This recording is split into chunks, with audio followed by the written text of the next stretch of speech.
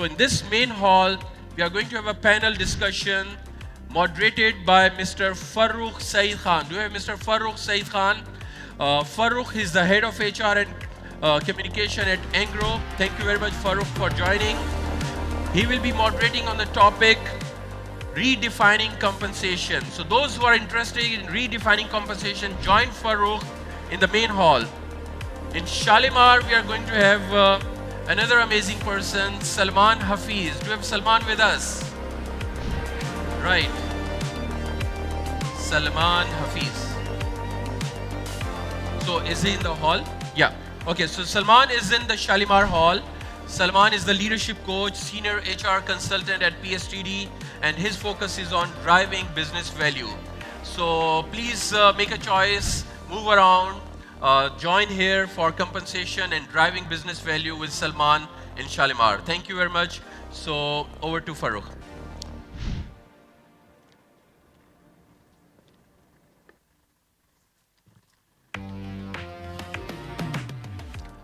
Mike. Assalamu alaikum everyone, and very good afternoon to all of you. Welcome to what might be the only session where we can talk about money and meaning in the same sentence and have it actually make sense. For that purpose, like that was stated, compensation redesign from pay to purpose is what we're going to speak about. It's all about how the world of rewards is evolving. And for years, compensation has meant salary slips for all of us, spreadsheets, and occasional bonuses, for which we're thankful to our HR teams. Not just what they paid, but why they're paid also. So let's just talk about that. And also the purpose, the growth, flexibility that comes with it as we delve into newer ways of developing compensation for our teams. For that purpose, we have a distinguished panel with us. I would request to first of all, I would request Mr. Fawzia Ahmed, who's a seasoned leader with 20 years of experience in strategic. She's currently the Chief Human Resource Officer at Mari Energies. I would now request Ms. Amra Mubashir, again, seasoned HR professional, currently the General Manager for Human Resources at Tapal Tea.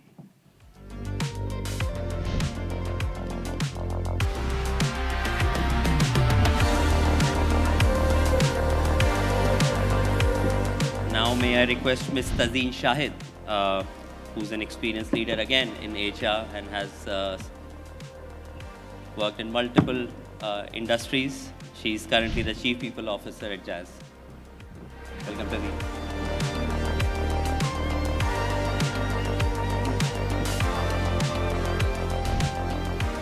And the last panel member, we have Saira Gabol, again, a seasoned HR professional, currently the head of HR at Bank Islami, where she leads efforts to build an inclusive and people-centric workplace to drive HR agendas forward.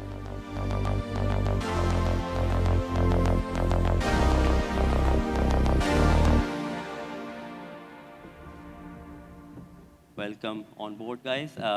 So just to build on to the conversation, and again, on how reward and how we're going to take this forward, is just I'm going to be throwing snippets at all of you, and I would request each member to share their opinions on how their organization is evolving and how we're redefining the reward landscape for our respective organizations.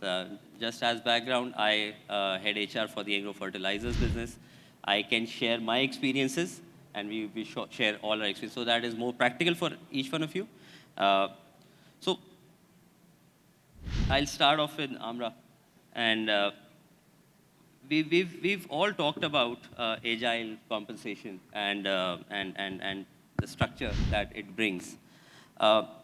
So in your understanding and with the aspect of working within Tapal, and again, it's one of the largest FMCGs, so how would your organization define an agile compensation structure? Sure. Thank you very much, and very humbled to be here among the very esteemed panelist and moderator. Farooq, in terms of Tapal particularly, or overall reward space, I think this is one of the space which has been evolving pretty much in the last decade. And I think the speed is now very, very high. While Hassan was presenting about the learning, I realized that COVID has gotten a lot of realizations even on the reward space, right? In terms of flexibility, hybrid, workplace culture, Gen Zs getting into the workplace and their aspirations and what motivates them versus the Gen Ys and baby boomers and millennials who are already there at the workplace. In terms of Tapal, the last 5 years we have done very extensive work on the talent management framework. And our talent management framework is actually directing the rewards philosophy, yeah? So which is around pay differentiation on performance and potential. Also doing a lot of intensive market-driven compensation intelligence, moving from legacy systems of hierarchy and job title is equal to the pay. We are moving towards skill set, restructuring in terms of looking at the value creating roles.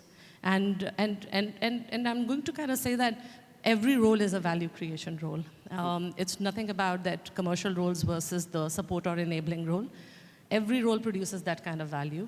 So starting from talent management, identifying the potential, the performance, and also taking it towards the market intelligence in terms of structured surveys, looking at where do we stack in terms of our people compensations, but then keeping the compensation piece, rewards piece as a living organism versus a debt piece that you open up every year at an annual increment cycle, and then you do run a framework. So I think there has been a lot of evolution, particularly given talent management, the reward space in terms of line manager capability, starting with the leadership buy-in, and then thirdly, creating those governance systems that HR can produce, but enabling it through the line managers. So that has been more of a journey at Tapal.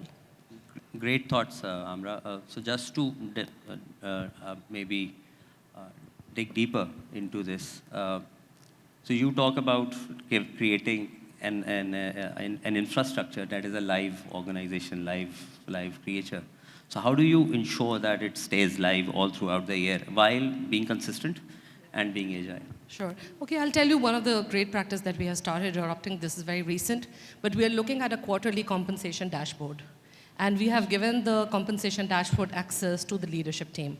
So we look at the way that every department head is responsible for their own compensation dashboard. We provide that visibility, but then those conversations are becoming far more different and efficient in terms of overall governance, in terms of cost efficiencies, not letting the cost creep into the structure, and taking very mindful decision when it comes to poor performance or else high performance or particularly retention cases. Great thought again. So if I can move to Fawzia, and if you can share your experience of agile compensation and how the philosophy works for an organization that is different from an FMCG per se. Thanks, first of all, thanks for having me. And again, very honored to share the panel here. Coming to, again, the philosophy is not very different from what Amra just mentioned.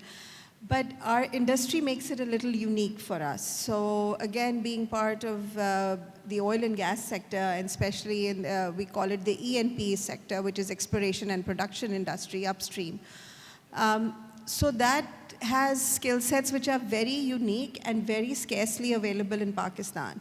So, so the agility comes from actually looking at, again, what are the critical roles that exist in the organization, what impact these roles have with regards to the business bottom line, and obviously, how do we retain this? Because we all are aware of the current situation of what every generation is going through, rather it be the experience skill set or even the newcomers and the Gen Z, how we have a brain drain, which is fairly active still, slowed down a bit, but still active. So there's a lot of international pull for our resources. So that makes us a little unique in how we do something, because how it doesn't, like, when you look at the foreign exchange, it doesn't help. So we have to really be innovative in terms of what we do. So we have different kind of subsets created with regards to our talent pool. Again, valuing all kind of disciplines. It's not like that the support or the business enablers are not valued as much, but certain critical roles we really have to go beyond. So for that, I mean, what we've done is differential positioning. So when we do market analytics, we also, like in terms of percentiles, we benchmark different percentiles of the market. It's not the same across the organization. We do it based on job families. Sometimes we even benchmark with the Middle East market, maybe a lower percentile of the Middle East market. So those are the kind of agility we have to build within our systems to be competitive and to kind of take, to retain the actual talent that we want to retain, because again, they add a lot of value. We do have a governance mechanism which is very structured. However, how to create broader ranges, how to make it flexible enough to cater for certain things. There are other premiums that you add to your compensation structure. So those are the kind of things we have introduced to make it more agile. Great thought. And I think that the perspective that you bring forth is again, I don't know, we come from the same industry, so I can very well resonate with it, is the loss of talent to outside Pakistan, and creating those solutions around people so that they stick by. Moving on to a more tech area or a sector. So Tazeen, what's the philosophy that you use? And again, I'm sure you would also face challenges with regards to people leaving for abroad, and what are your thoughts? Thank you, Farooq, and thank you everyone for staying here and listening to this panel. Yeah, we talk about agile reward. The whole ecosystem or the environment that we are currently operating in is fast moving.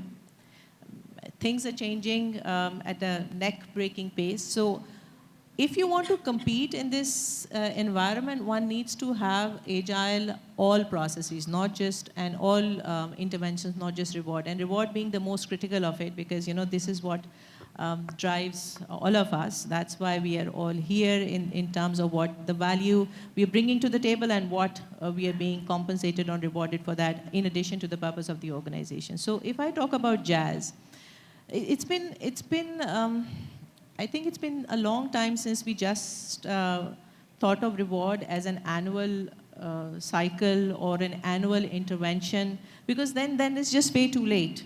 So what happens is, again, we have categories of people that we have. We have highly skilled resources which are technical, the skill set scarce, very, very high in demand, not just locally, but as you mentioned, in the Middle East market. So we have those. The talent framework that we have addresses that we continuously look at how they are rewarded and compensated.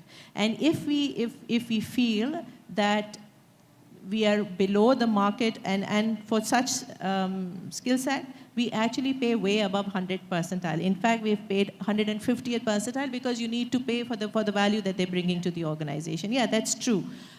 So what we do is that we continuously keep on tracking it, and if we feel that there's an indication that we're slipping, or there is a intent that people are going to be poached. For example, I'll give you an example of fintech. Now, fintech is one area where we are continuously monitoring, because it's a very niche skill set, and we have a very small team who's delivering way above their weight. So we revise the compensation way before the increment cycle on a periodic basis, because we have to be competitive. If you look at reward, and again, I'm not just going to be talking about just the monetary reward. It's the whole package. We talk about total reward. So benefit, which are non-cash, plays a role. But then there is a big element, which is the purpose. So if you feel that you are contributing to the bigger purpose, then people are, they are engaged. And a slight differentiation in the reward that they get elsewhere is not motivating enough for them to go. And I will continue with the fintech example. We're currently pushing the agenda for a cashless economy. That's bigger than all of us here together. This is documenting the country's economy. So, you know, these are all together combined is how we maintain the agility. So, while we maintain agility, there remains an implementation challenge across, I think, all sectors. The systems that are available, the systems readiness for implementing those changes, and also them being agile enough for us to what we're thinking in terms of reward or even culture, for that matter, for our people. So how do you manage that space with an ever-changing economy? Correct. So governance also needs to be lean. If you're talking about agility, then your process can't be that one needs to start the approval process from point A to point Z, then it's way too late. So we have a very lean governance process. It's just two people who approve and then we move. And our HR system or human capital system we've developed it in-house. So it is very catered to our way of working. So that helps. So we don't face that problem. We are not working with the off-the-shelf systems, which allows you an annual increment or we're difficult to, so that we fortunately for us, that's not a problem. Okay, so the best thing about this panel is that we have people representing FMCG, tech, then large-scale industries, and then we have someone from banking as well. So Saira, how do you, while working within defined guidelines, because again, we understand that you're much more regulated than all of us sitting on the panel, how do you manage the philosophy bit for your organization? So thank you for having me on the panel. So rightly said, in the banking industry, we are much more heavily regulated. However, there is a shift towards, variable pay. So we see that a larger percentage of reward is through variable pay, through different incentive schemes. So we look at, we work with the business to see the priorities, the new campaigns, and we build our incentive system. However, we've also built in factors like turnover when it comes to managers, to people who have teams under them, to ensure that our HR agenda is also being looked at. And if we look at the philosophy, since Bank Islami is an Islamic bank, so we heavily rely on Sharia principles. Our motto is saving humanity from riba. And when people can see that overall purpose, that's rightly said, as Tazeen said, that we have to look at reward holistically. So we have to look at the behaviors that are associated and reward those. So at Bank Islami, one of our values is being people-centric. And recently we had an event where during the monsoon season, there was chaos in the city, and some people turned up in one of our branch asking for some support in terms of a place to rest until they could find. A lady wanted to wait until she found transport to go home. And the branch manager, going out of his way, supported her, of course, without any intent of any reward. However, we planned a ceremony where we ensured that the president, the deputy CEO, the senior management, we thanked him for displaying that value and behavior that showed that at Bank Islami, we are people-centric and we care and we display those Sharia values in our day-to-day behavior. Great, thank you for your thought. So I think what we all agree as a panel is reward can't be looked at in isolation. There's a lot of talent management that goes around while coming to the result, which is reward. So, Amra, in terms of performance management and feeding into reward and being an active part of, and how do you manage the performance management while also cascading it into the result of reward for each individual? Sure. Okay, in terms of, and this is like not only experience from Tipal, but also previously from British American Tobacco and PepsiCo International, I think, my personal view is that performance management is a space which has to truly evolve. And as HR leaders, we really need to understand the business first in order to evolve the performance management. In Tapal, what we do every year, that we have a company scorecard, then there is a management scorecard. Management scorecard, every management leader needs to have 30 to 40% of the delivery of company scorecard, which is primarily the business KPIs. And then there is another piece which comprises of 30% people KPIs. People KPIs are set by HR, CEO, and the board. And those KPIs are very ingrained into the kind of culture that we want to formulate, the kind of talent management, reward space, retention, turnover, high quality talent attraction into the company, and succession bench strength. So these are some of the KPIs that we have in terms of the people KPIs. On the business KPIs, is generally 4: revenue, volume, operating profit, and cash flow. I'm equally responsible for these 4 business KPIs as much as my sales director is. The only thing is that he's majorly driving the volume part, right? So the volume KPI will vary for me versus my sales director. So that's how the KPIs are done. And then, so you can see that if almost 75% is taken away from my scorecard in terms of business and people, rest is only like functional or else futuristic long-term projects. Now this is again cascaded into the next levels, right? I think we are becoming proficient when it comes to, for example, supply chain KPIs, right? So there is a lot of factory-related KPIs that goes in there. On the product side, there is like the quality, which is a key feature, the blend part, the innovation part. On the marketing side, then of course it's again a very clear-cut KPIs, which is marketing, market share, top of mind for the consumers, consumer attraction and all of that. So I think we are very methodical when it comes to doing the top 2 tiers, which is the management team and the layer underneath.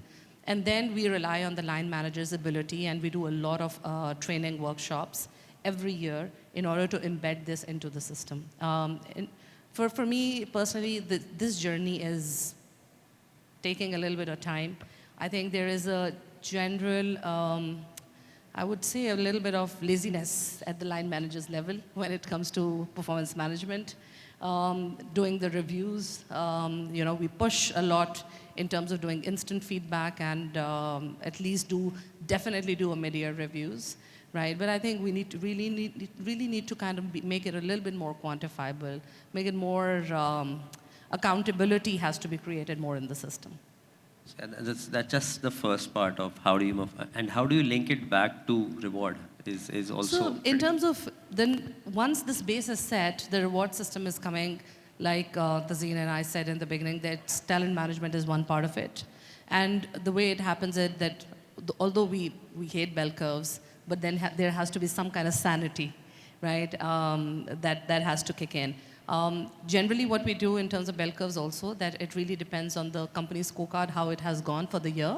And that's how we create flexibility in terms of rewarding our people and particularly rewarding the high performers. So basically, there is flexibility within the bell curve. Yes. For definitely. every year on year. Definitely. Definitely, yeah. Yeah, sorry. I'm just going to jump in. I'm not. Sure.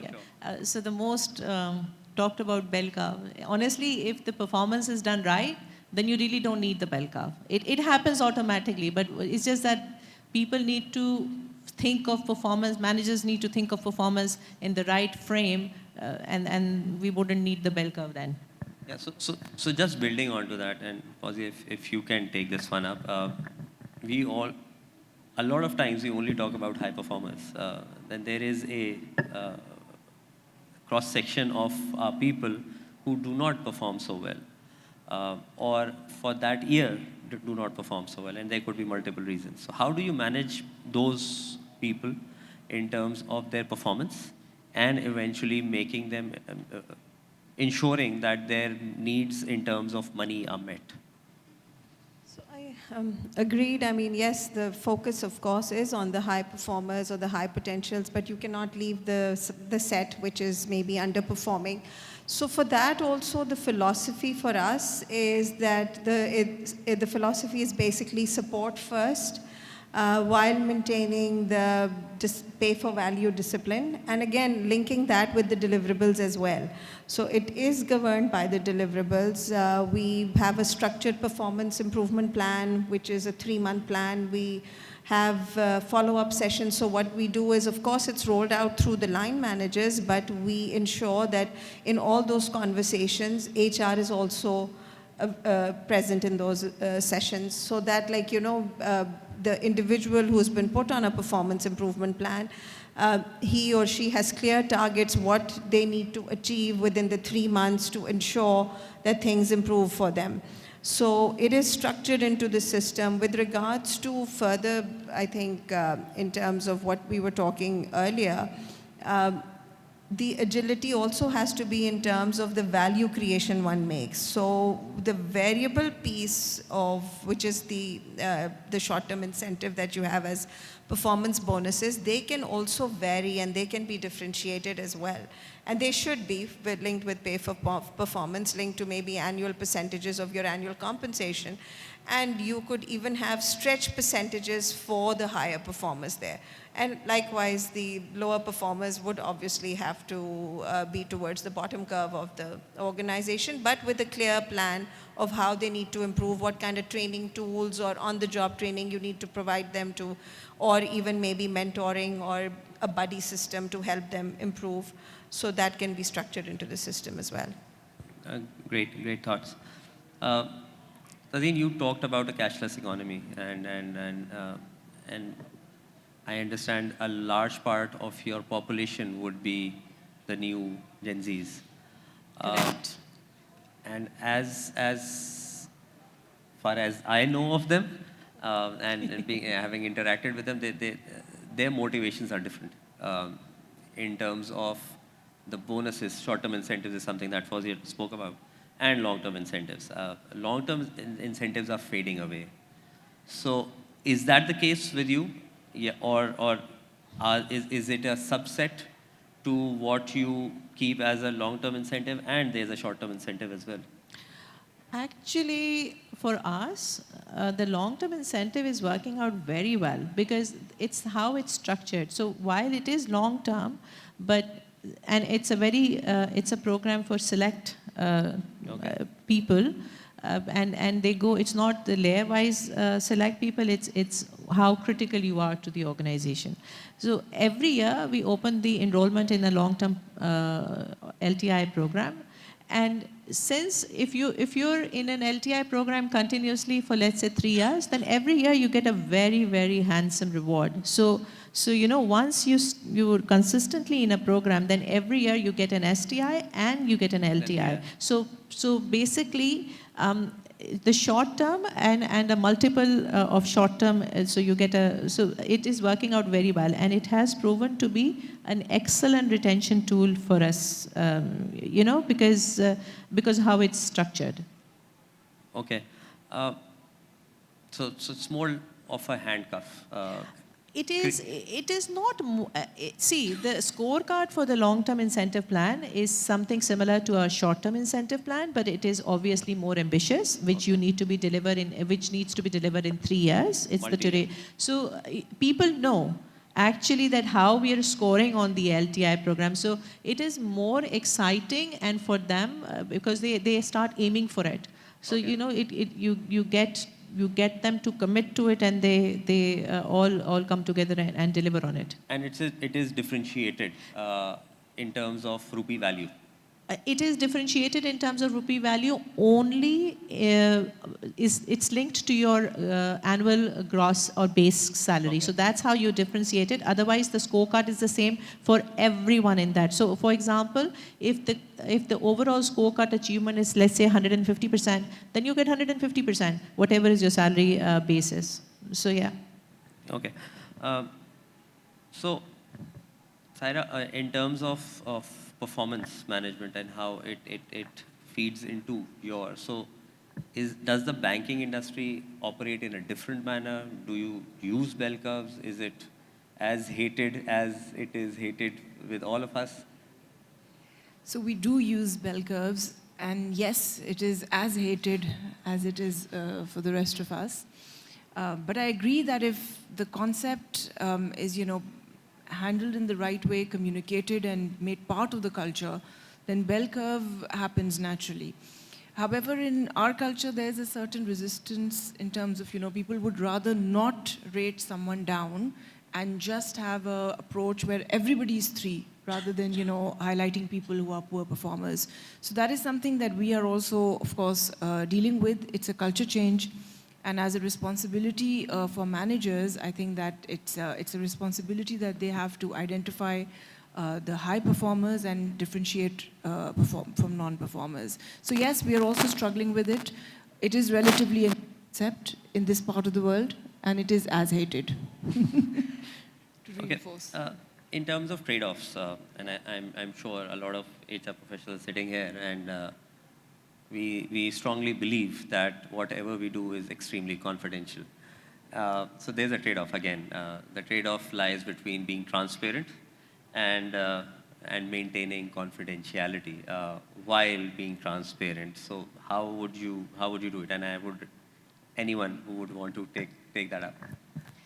Interesting. Yeah. So when we say transparency, I don't think a very few organizations globally have been to publish salaries, individual salaries. So transparency to the extent that what is the methodology being offered, or how the decision has been taken, what are the ranges or the bands where you should be or you should be targeting, or you should, for each role or grade, whatever is the methodology. So that is there, but I honestly feel that we need to be a very mature organization for us to graduate to a level where you will be able to disclose individual compensation.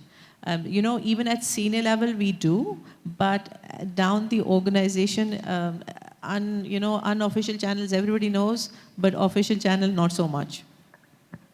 Okay, anyone else? Yeah. I kind of agree with, again, it's linked to the maturity of the organization. So yes, transparent processes, governance mechanism, there should be structured policies, board approved policies that are available for all employees to read and view and understand. And HR should do sessions for the awareness and understanding of it. But I don't think globally also there are organizations that would be transparent as in knowing individual salaries. Yes, with regards to tools, and especially for this, what we were mentioning about LTIs, like retention plans, those are for a very small subset of the organization. They range from maybe 7 to 9% of an organization where people are placed on such.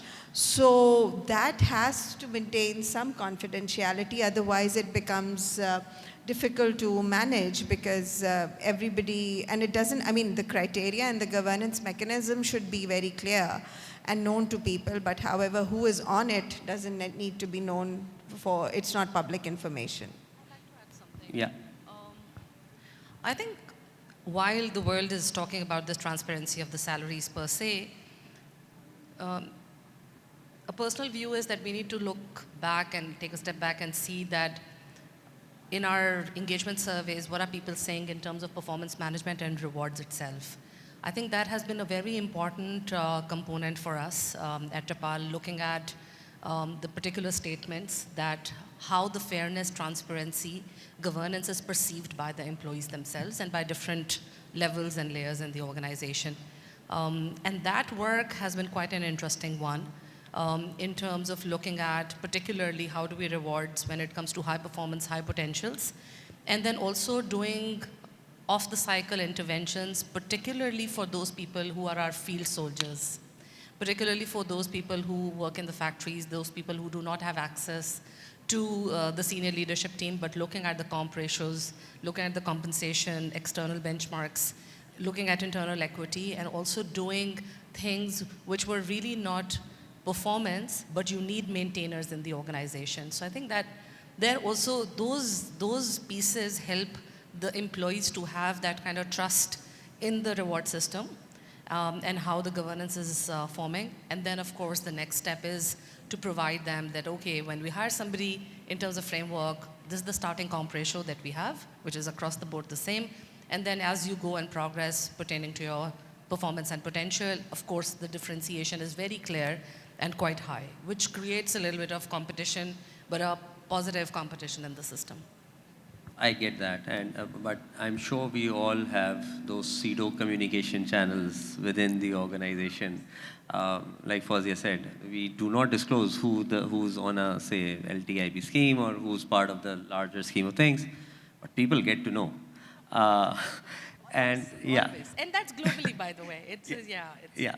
So moving on from that, and a very important part that the compensation played historically was paying for experience and the tenure that you've had with the organization.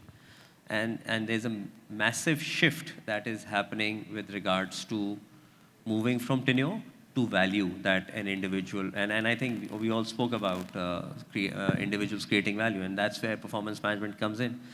So how do you manage that narrative within the organization, having a field force that probably is grown up the ladder, and maintaining experience, a blend of experience, and also creating those value champions who've created value for the organization? So how do we manage that blend across the organization?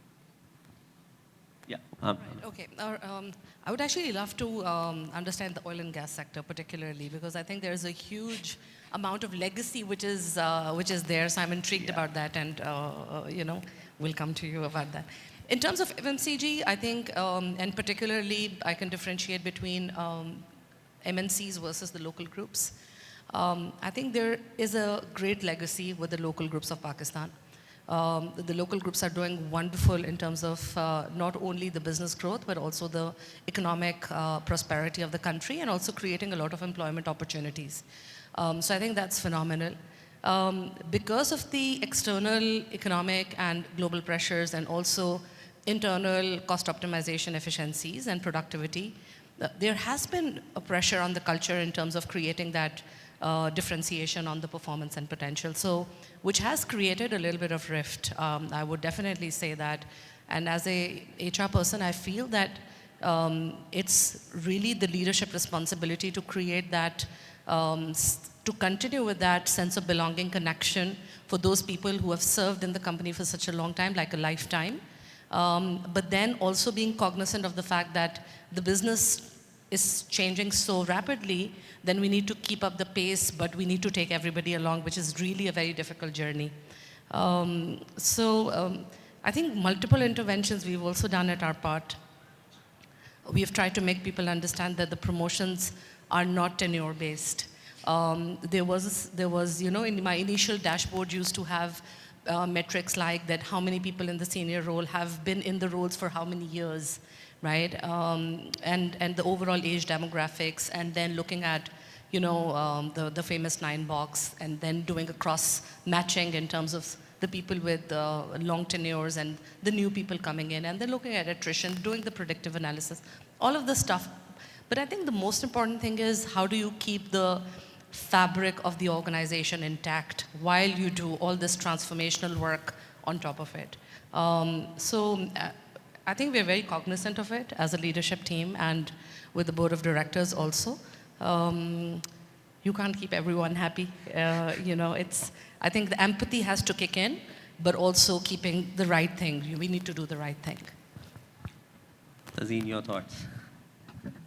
Okay, so again, I was just thinking about what you guys were talking.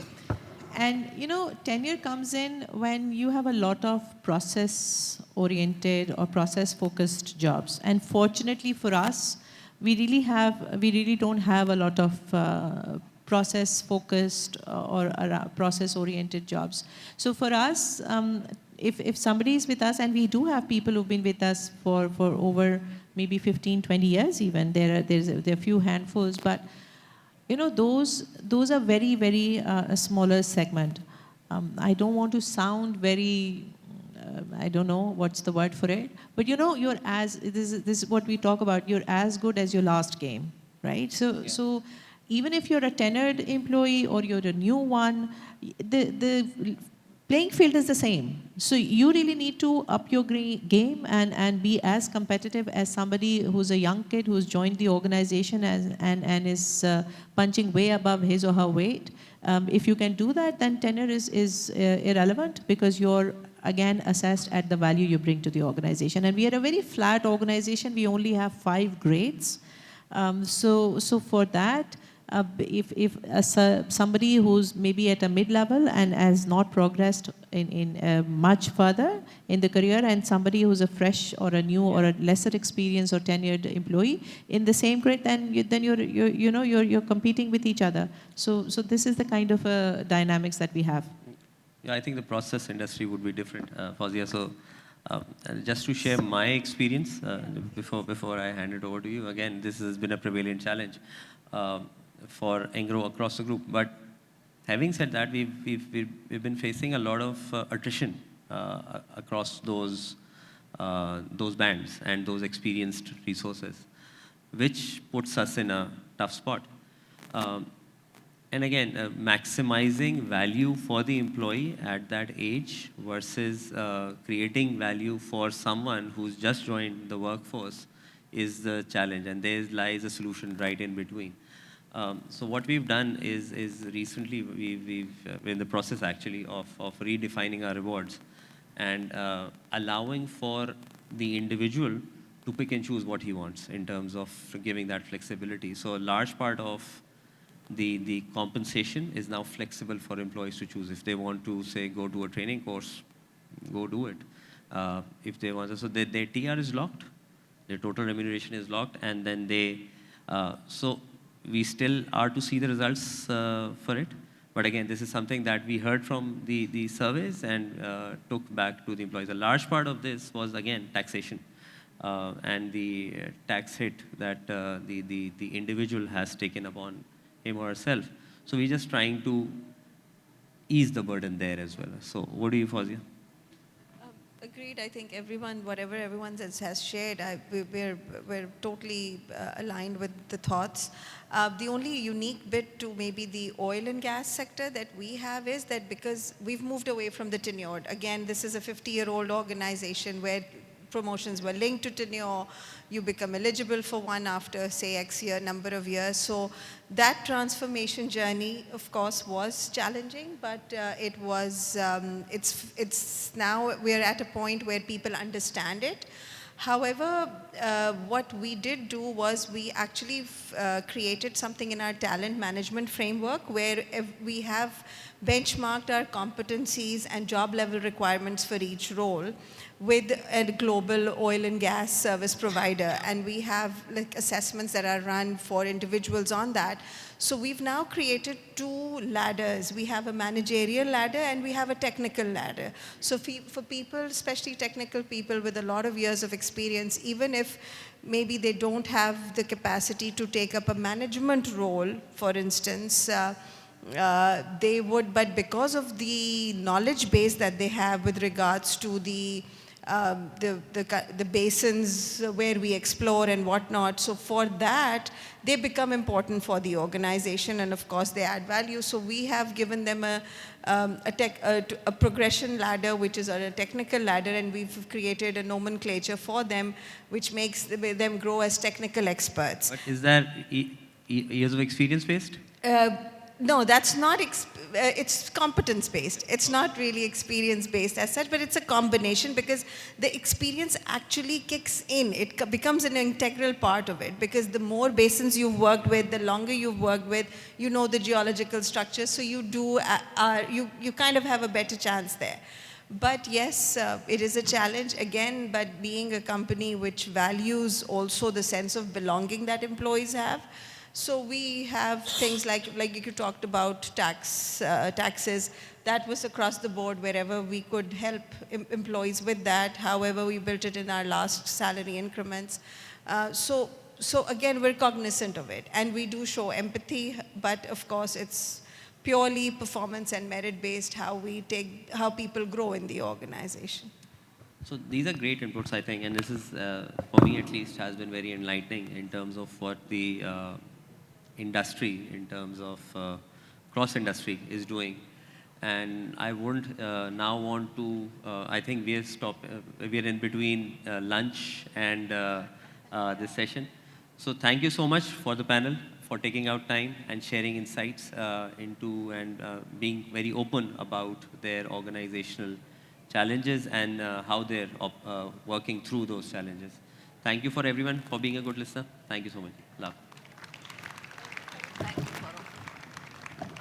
very much.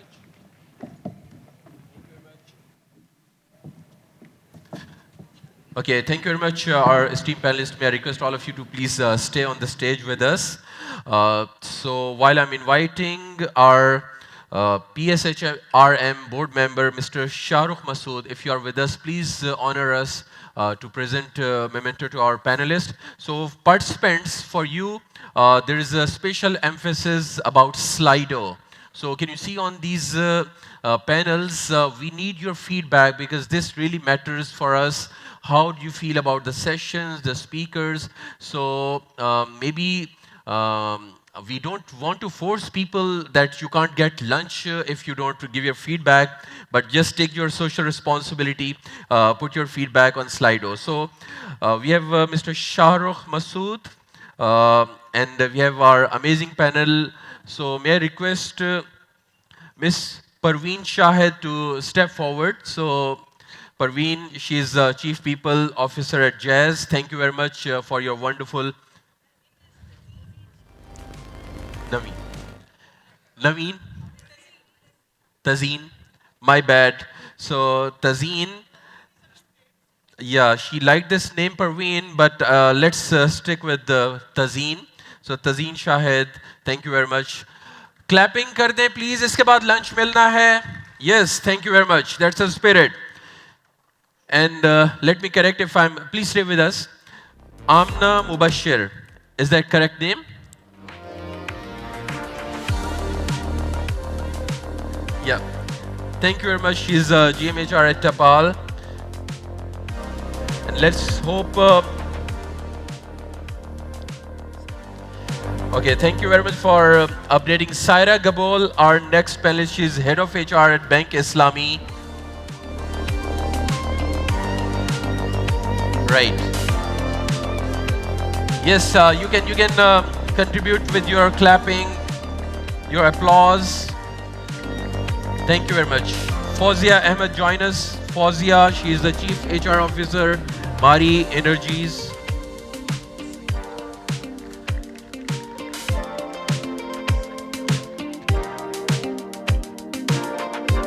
Thank you, Fawzia. And finally, our amazing moderator, Farrukh Saeed Khan, please join us.